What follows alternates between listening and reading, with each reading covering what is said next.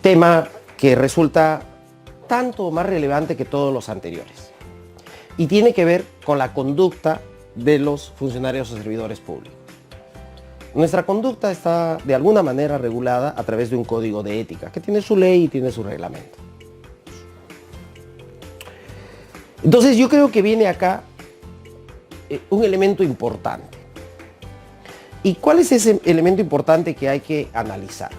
Primero, ¿qué hacer para combatir ese elemento de la corrupción?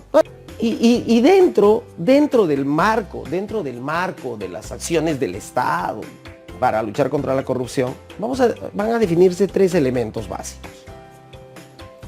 ¿Cuáles son los elementos básicos?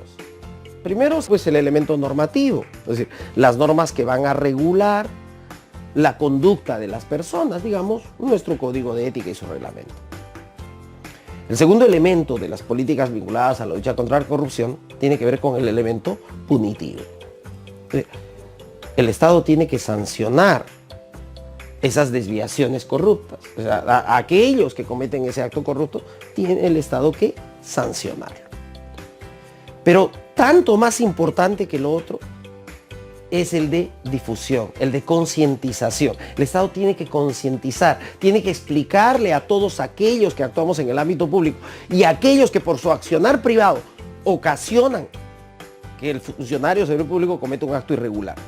Todos ellos debemos entender que la corrupción nos daña a todos, no a aquellos ajenos. Nos daña inclusive a aquellos que forman parte directa del proceso de corrupción. Porque tarde o temprano la factura nos es pasada. Los indicadores nos dicen, información de la Contraloría General de la República o de la Comisión de Anticorrupción, dicen que en promedio al año se pierden entre 10.000 y 12.000 millones de soles solo por temas de corrupción. Entre 10.000 y 12.000 millones de soles. Y eso tenemos que comenzar a corregir. Y en gran medida depende de nuestra accionar personal.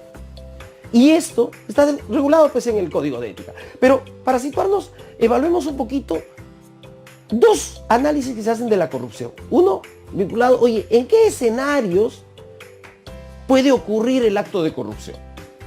El que plantea, uno de los estudiosos del tema y que planteó un posible escenario fue Robert Klitgar, que planteó una fórmula que decía que la probabilidad de que exista un acto de corrupción es directamente proporcional al monopolio más la discrecionalidad menos la responsabilidad.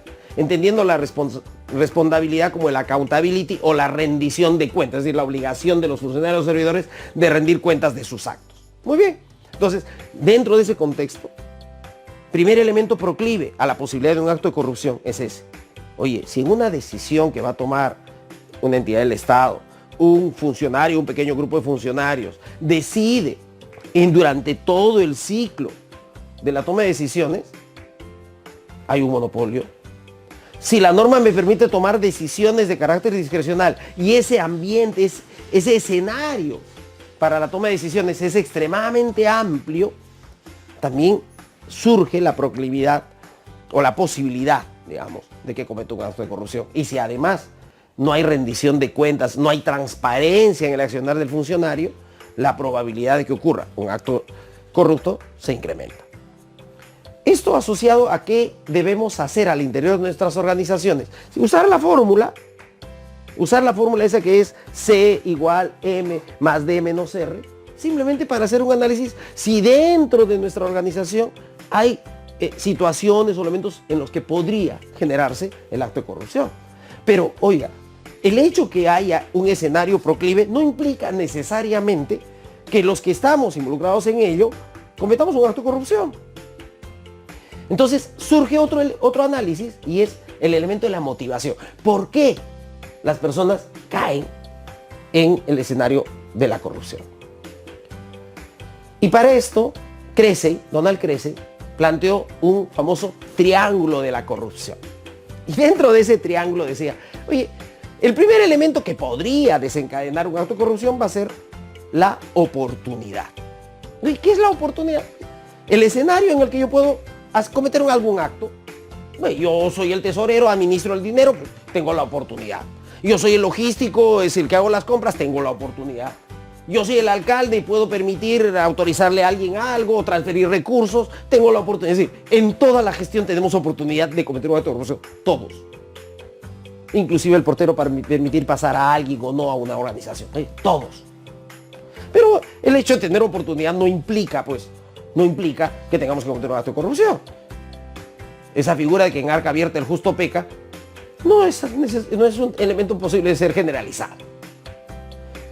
Sin embargo, va a surgir un segundo elemento, según crece. Y este segundo elemento es lo que se denomina la presión. Oye, ¿y la presión? ¿Qué cosa es la presión? Bueno, la presión puede ser dos tipos. Puede ser la presión que yo mismo me genero a mí mismo, la presión propia y la presión del entorno. Por ejemplo, yo tengo deseos de tener mi yate, pues, pero lo que yo gano no me permite comprarme mi yate. Me siento presionado por mí mismo, por mi avaricia, por mi deseo de tener más, por la razón que sea. Pero es una decisión interna. Hay presión interna. Oye, pero resulta pues que me reúno con los amigos tienen, yo no tengo, yo quiero tener. Resulta que ellos gastan, yo quiero gastar, quiero formar parte de su propio círculo. Me dicen, oye, invita, ¿por qué no invitas? Eso es una presión externa. Entonces, si yo tengo la oportunidad y adicionalmente comienza a haber presión, ¿no es cierto? Porque hay que salir a la fiesta, hay que comprar unos tragos, probablemente yo estoy aguja. Me siento presionado para tener más. Pero tampoco la presión desencadena la corrupción. Lo que termina desencadenando el acto de corrupción, según Donald Crece, es la racionalización.